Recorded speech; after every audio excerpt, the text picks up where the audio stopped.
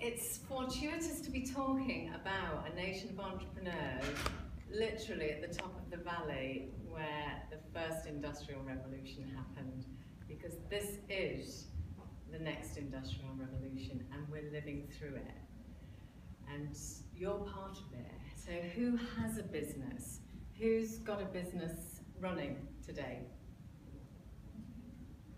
Great, and who's planning one? Everybody else, I guess. So we are all entrepreneurs. People don't think of themselves as entrepreneurs. But what we're doing, I so want one of these in my office. Must try and get one off eBay, Dan. I could play all night with this. So I've got some slides. The topic is Nation of Entrepreneurs, but I want to make it relevant to you. I want to give you some backdrop to tell you what's happening across the country, across the world actually, and the way the world of work is changing. And you see books like this coming out, The End of Jobs. It's seriously, the numbers are powerful. And you don't see it when you're living through it. History books will tell what this time was like. So I am okay to say something about the university, which I shall do in a minute. Now Catherine's gone.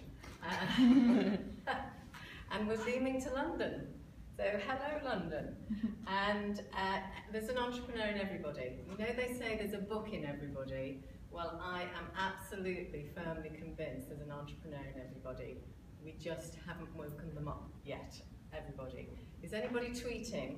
Because our hashtag is Inspire Series, and Claire and the team are on Small Biz Sat UK, and I'm on Hub Worker. So if anyone wants to pick that up, I'll follow you later. So, how groovy is this? 45 minutes, we're just on time, and 15 minutes questions. So, boom time for startups, as I say. Predictions are, by 2020, there are going to be 4 million more startups in this country. That is a phenomenal number. If you put that in comparison to where we've been, which is edging up 1 and 2% a year, this is now growing 10, 20, 30% year on year, which is it's never been seen before. So I'll talk to you a bit about who's driving this, why it's happening, what's behind that, and how we can make the most of it. How can we make money out of this? So the routes to market and access to finance are the crucial things for us as independent entrepreneurs. So I am in business. I've been in business all my life. Apart from a couple of years working for a bank, I went into restaurant trade. I've run restaurants. I'm still really in the hospitality business. I run co-working space, which is about hospitality. It's not so much about the office, it's about the welcome and how people feel there. We're looking at pop-up shops, looking at markets, local markets with pop-up pitches. As Claire said, regional champ for Enterprise Nation, which is a national membership body for small businesses. And I'm the regional champ up here. And I work with Virgin doing startup loans, which is access to finance, which I think 1 or 2 of you might be interested in. And I'm a Maserati 100 mentor, which doesn't mean I've got the car, sadly. Although, did anybody see that Aston Martin are going to Wales? Yeah. What a coup is that? Imagine being the person who secured that deal. That is game-changing for that part of Wales. And for us, you know, we'll get that ripple effect over here. Phenomenal to have a brand like that just over the border. So these are the stats that are grabbing headlines at the moment. Half of the UK workforce could be self-employed by 2020. Now I don't know who was listening to politics when Margaret Thatcher was around, but there's one famous, were you? Oh yeah. Well, you might not remember. 58, give me a break. Oh, look at it. One of her goals when she came into Parliament was to increase the number of self-employed people. Yeah. She was very much about own initiative. Yeah. And it stood at 9% about 8.8%. I've never seen the figures on it, but it's a you tell fascinating me. figure. And she said, it'll take me 2 parliaments, it'll take me 8 years, but I'm going to get it to 11. And it was just about there after she left.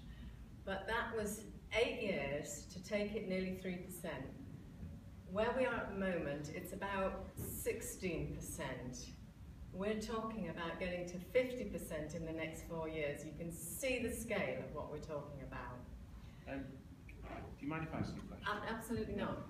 How does it compare to economies like, say, Germany or United States or Japan? Well, this starts in America. Yeah. Germany, with their middle band of family small businesses, much more in the culture.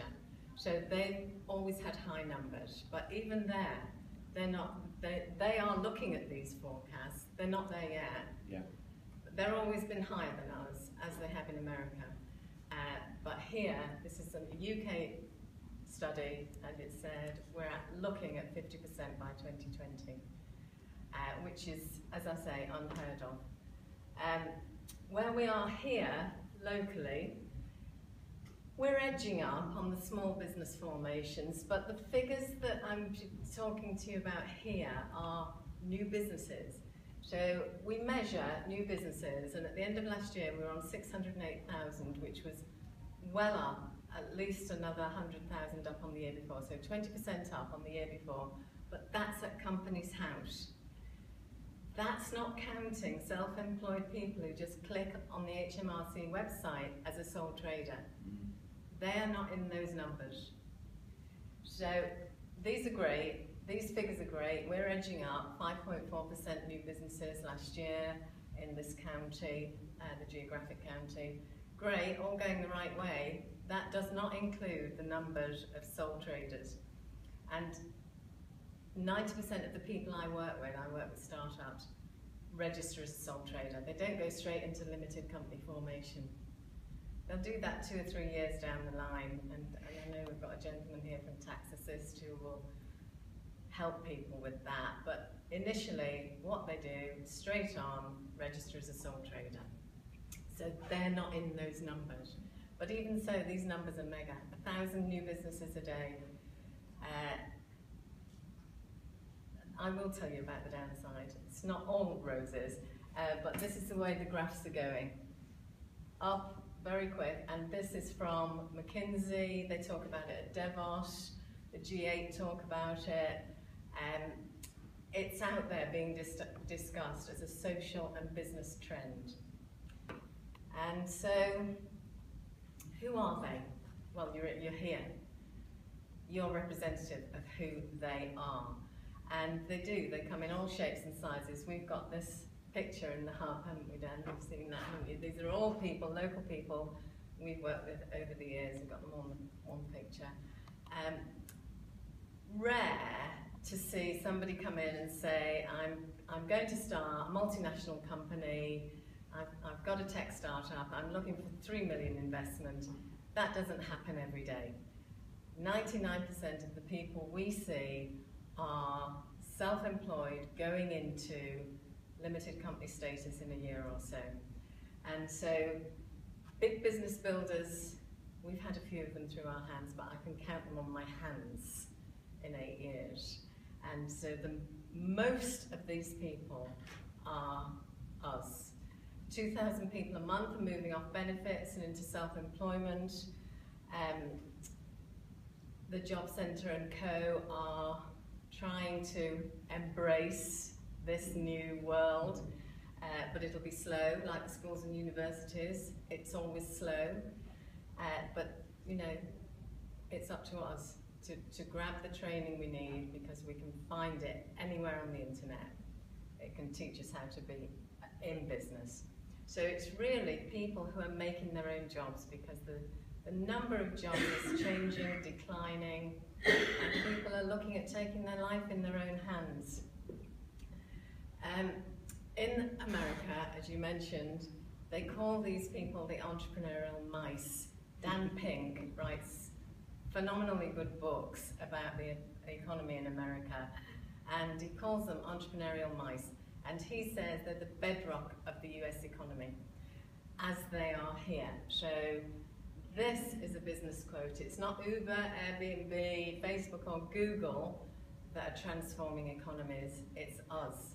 It's the entrepreneurial minds, the small businesses, the startups who are becoming self-employed.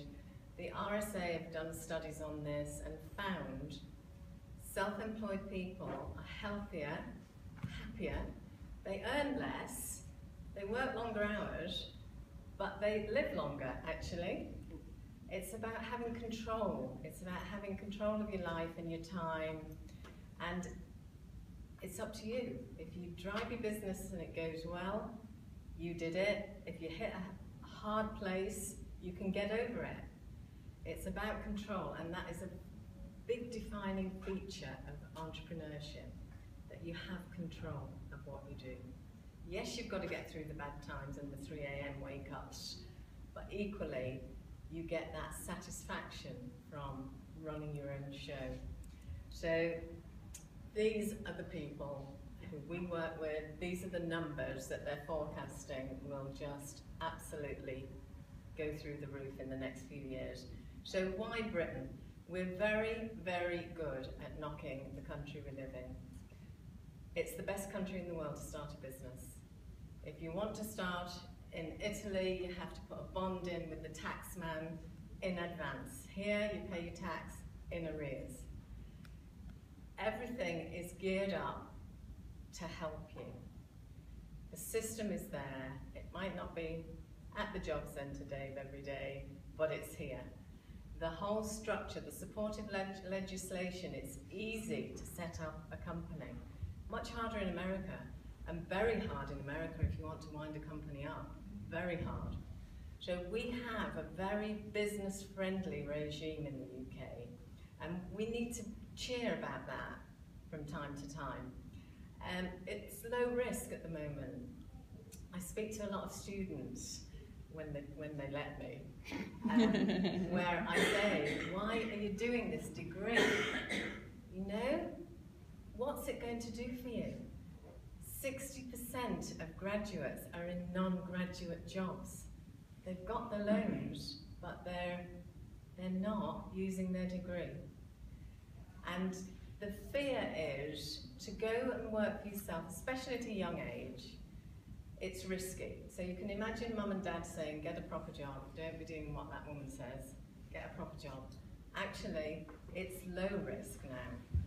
Luke Johnson, who chairs the Centre for Entrepreneurs and Startup Britain, comes out publicly and says, this is the low risk option now. Don't judge it on years gone by when it was risky. When I first started, I had to borrow 25 grand. You know, I hadn't got tums. I had to sign loans off so I could get my first little tumble-down place for a restaurant. Now, I could be in business for 50 quid. I can run a business out of my phone. It's very different, it's low risk, and the help and support is out there. The internet, of course, has been the deal maker here. So, low startup cost, low risk, massive open sourced knowledge and networks, massive. In this area, we've got some great productive business networks, a little bit under the radar, but they're there if you want to find them. And nationally, I can't recommend it highly enough. I know we are two countries, London and the rest of us, but get to London to some business events because they are phenomenal. You can cut the energy in those rooms. And whenever I go, I learn so much from the people in the audience who are on like fast track getting their businesses going. And it's contagious.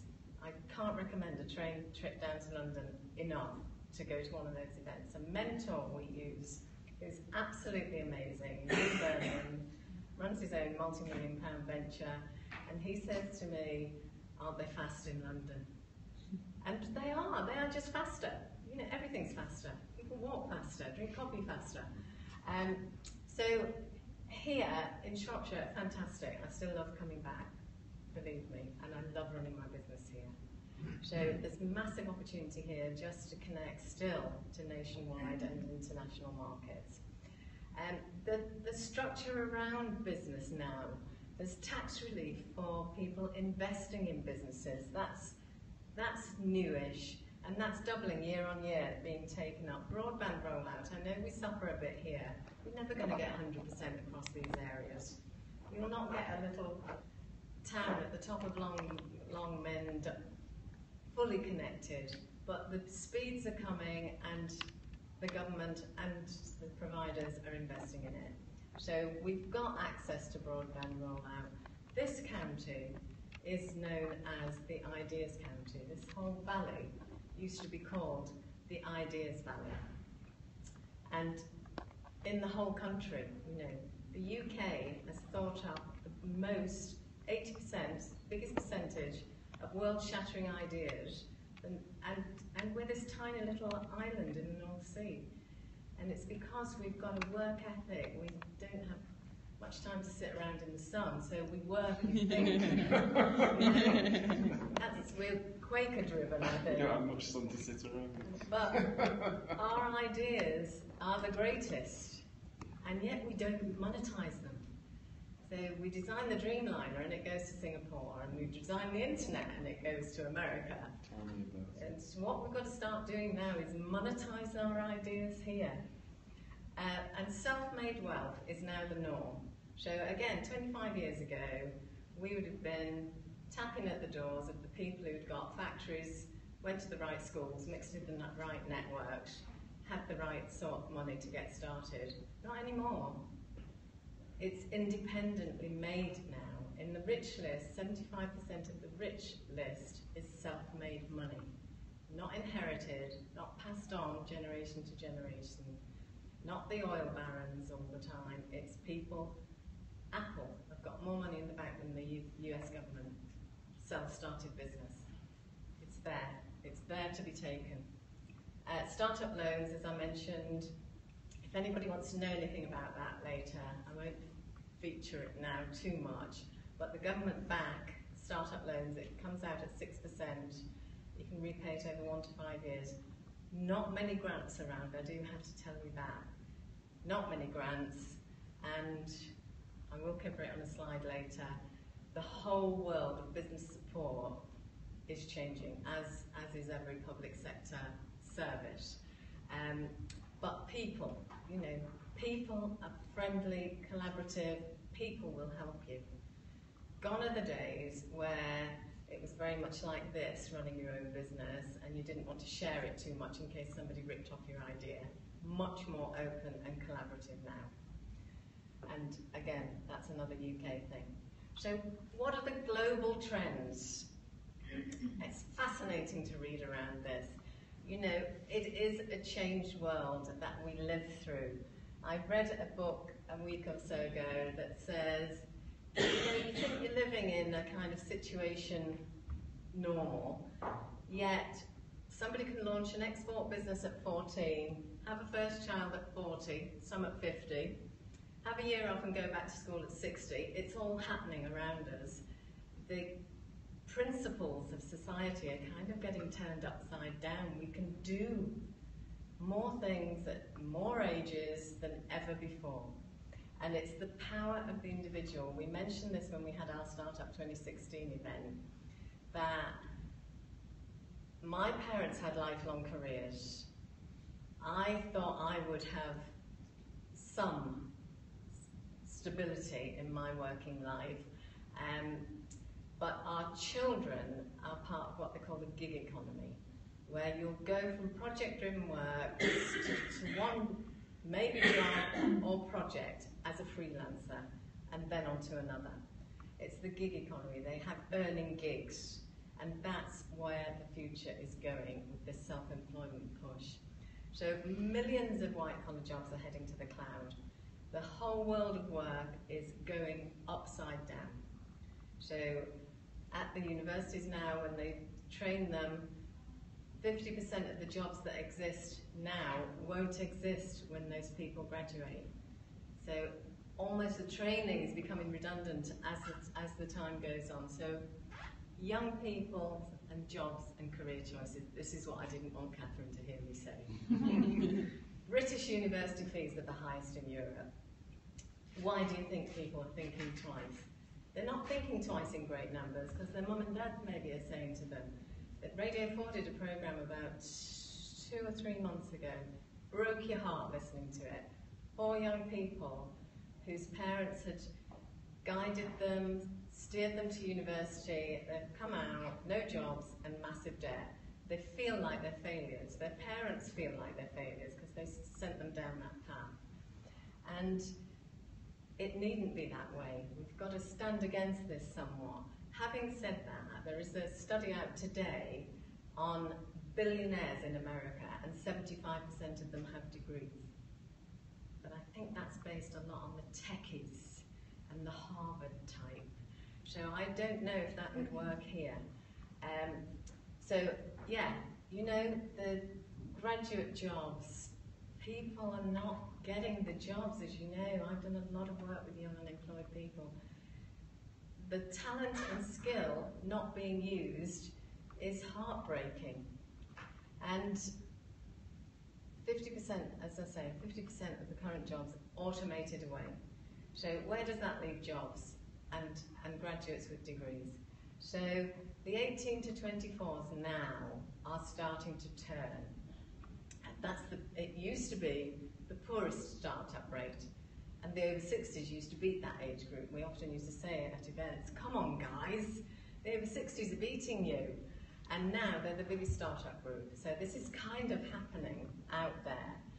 And great, because they're going to be 10 years ahead of anybody else.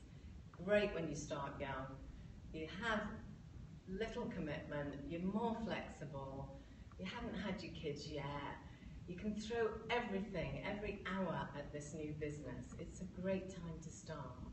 And some of the universities are getting very tuned into this. I'm in Manchester on Saturday at the Enterprise Society in the university. And there's a lot of appetite in there for people to start businesses while they're studying, so they've got something when they come out. And it will be seen in maybe 5 years' time. There'll be a lot more of decision process at that gateway point to enter the next education level, because entrepreneurship will be much more viewed as the job for life and not the risk. I think we've done that one. So, internet, as we've said, which has completely democratized opportunity. It's available to us all, it's free, and the entire wealth of human knowledge is on there. So if you Google starting up a business, it'll drive you nuts because you'll get 750 million places you could look.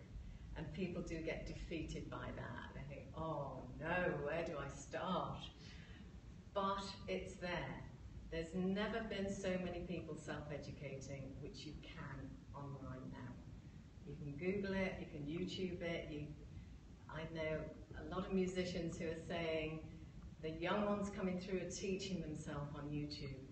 It's just a new world where you used to have to struggle with the music book and go and get some tutoring from someone. Now you just go on YouTube and learn.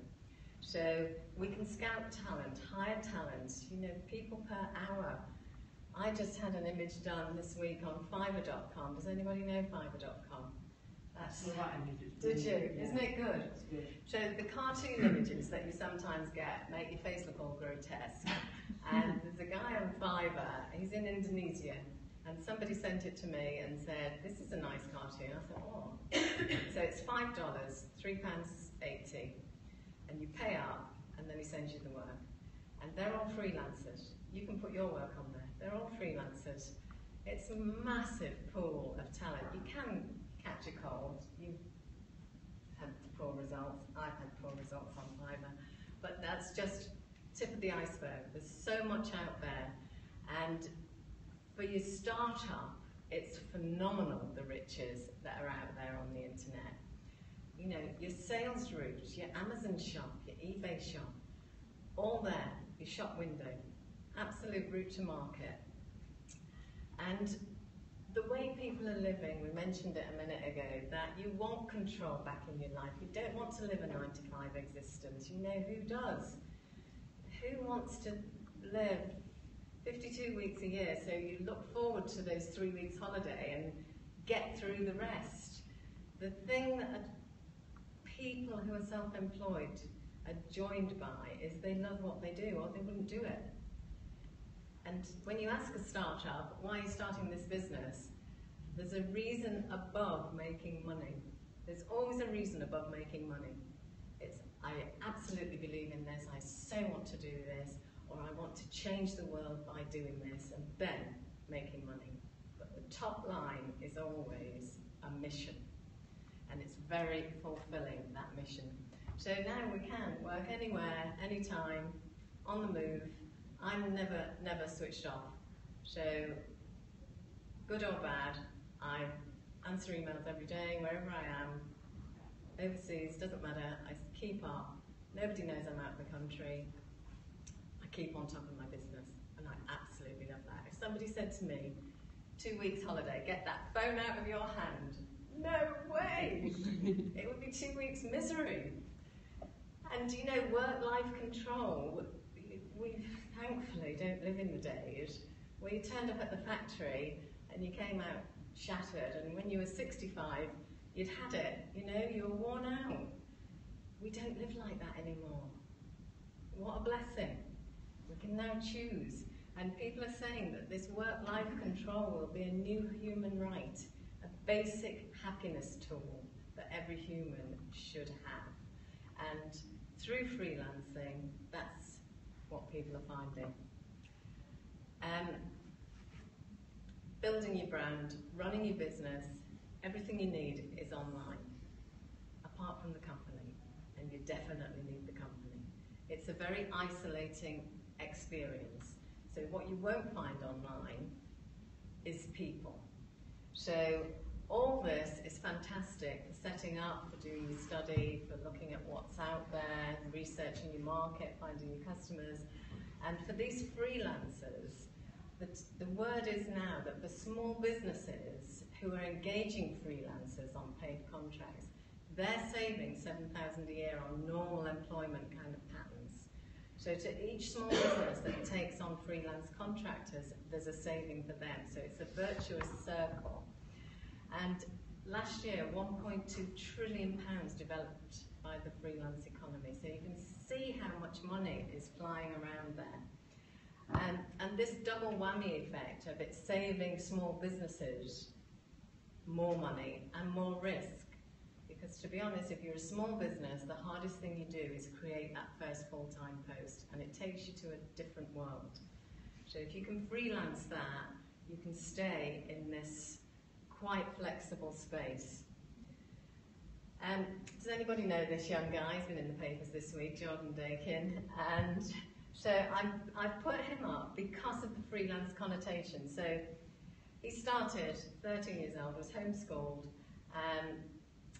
Grip It is the little fixing he made and went on Dragon's Den. You might have seen him on there. And Deborah invested. She's 35 times her investment now, and they say he's worth 10 million. The richest success story to come out of Dragons, better than Levi Roots. And why I've put him up there is the enterprise champ who does my job in the Southwest, Alison. You might have met Ali. Mm-hmm. She's his head of sales, yeah. Freelancing. Fantastic. So he hasn't created a sales department, he freelances it out. And she says she's like his mom, never mind his sales, head of sales. But £10 million turnover business, and he's freelancing his sales out. So this is the new way of business.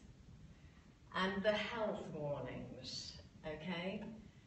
What you will see if you start to look into these reports is they say, even the RSA say this, well, self-employment's not great for everybody.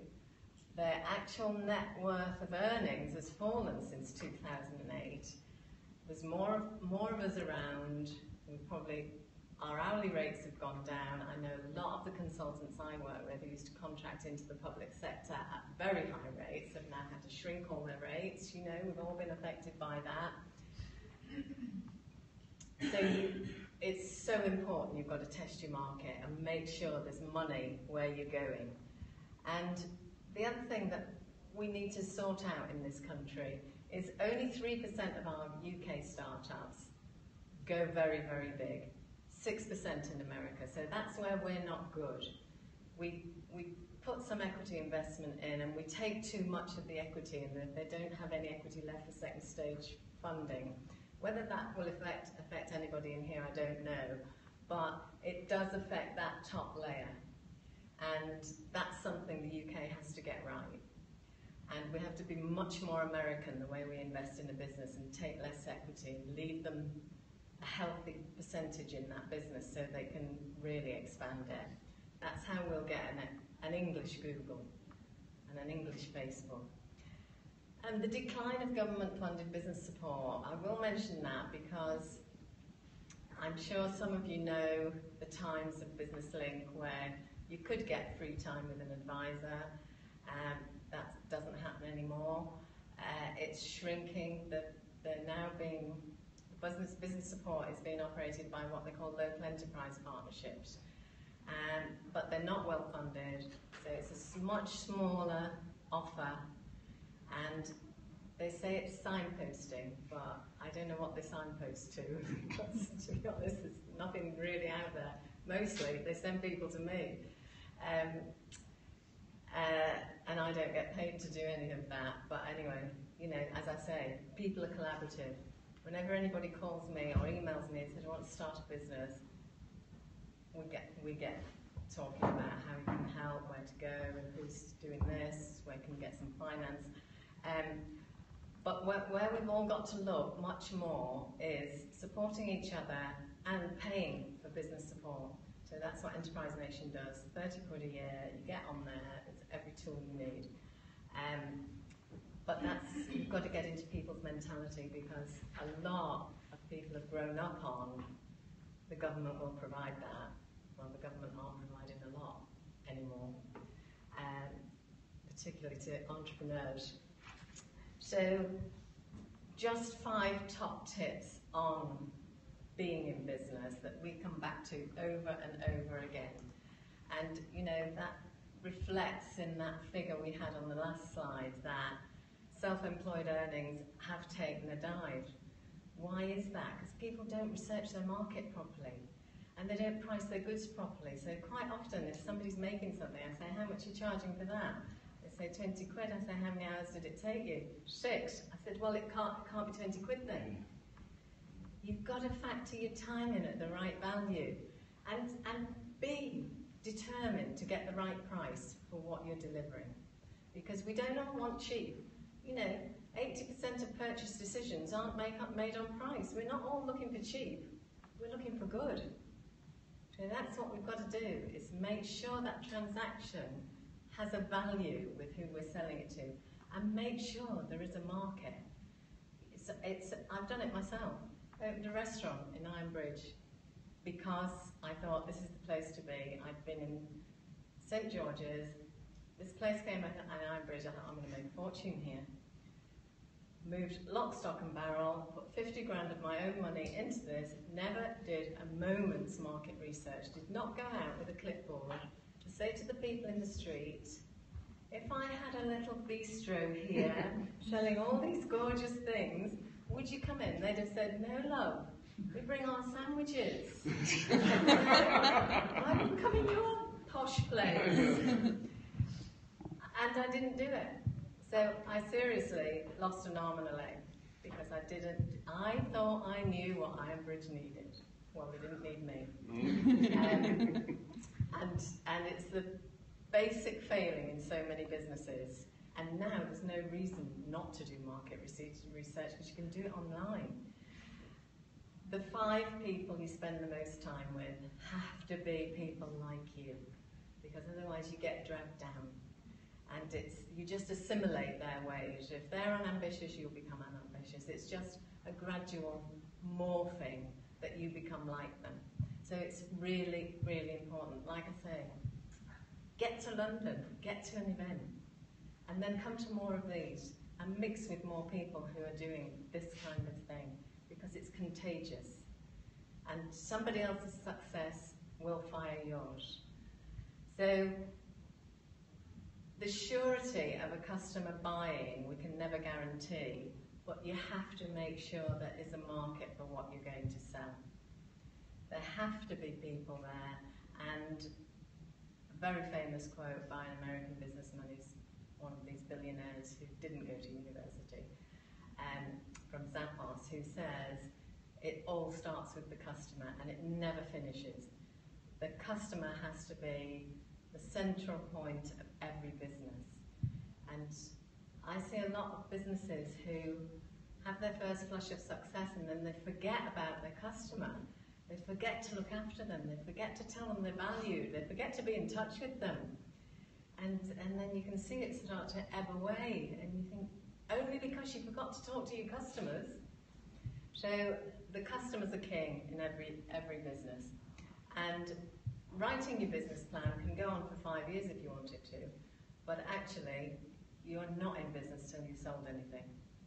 So you can have the finest business plan ever written, but until you've taken some money for something you have created, you're not in business.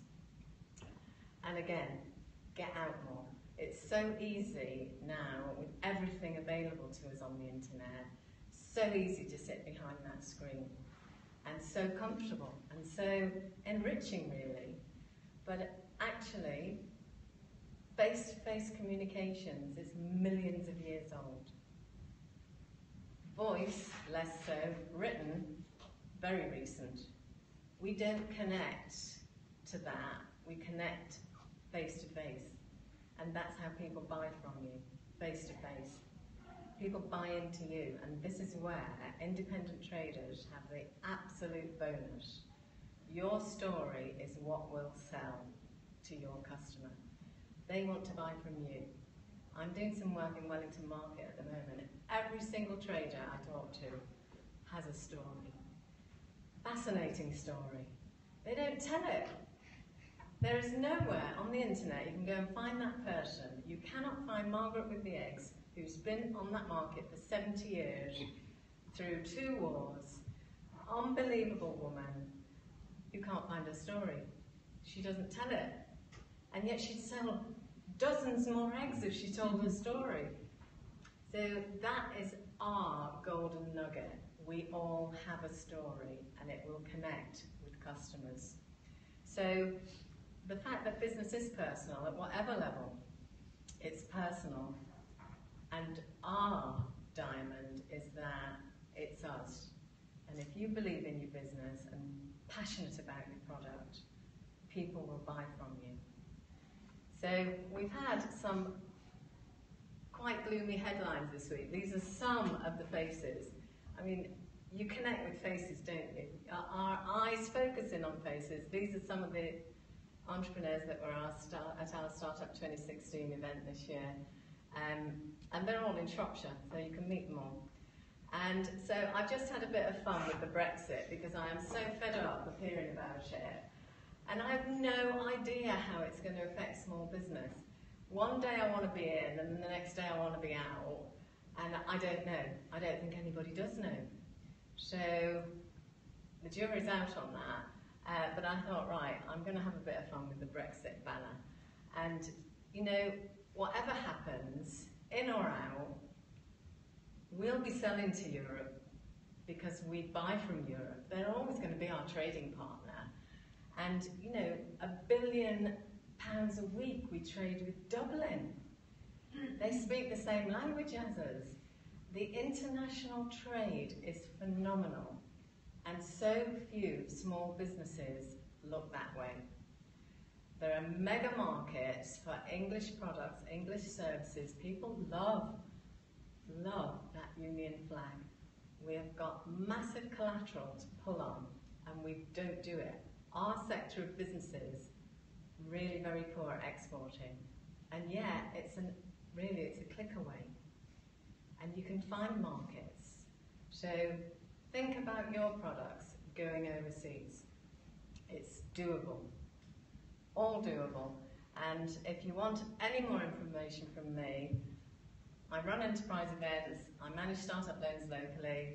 I'm always around this county when I'm not in London or away with my phone on. But you can always get me.